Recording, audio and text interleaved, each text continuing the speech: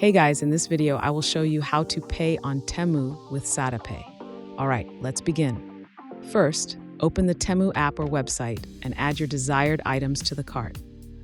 Once you have everything you need, proceed to checkout. In the payment section, select Add a card as your payment method.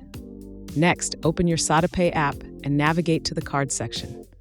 Copy your virtual card details, including the card number, expiration date, and CVV. Go back to Temu and enter these details into the payment form.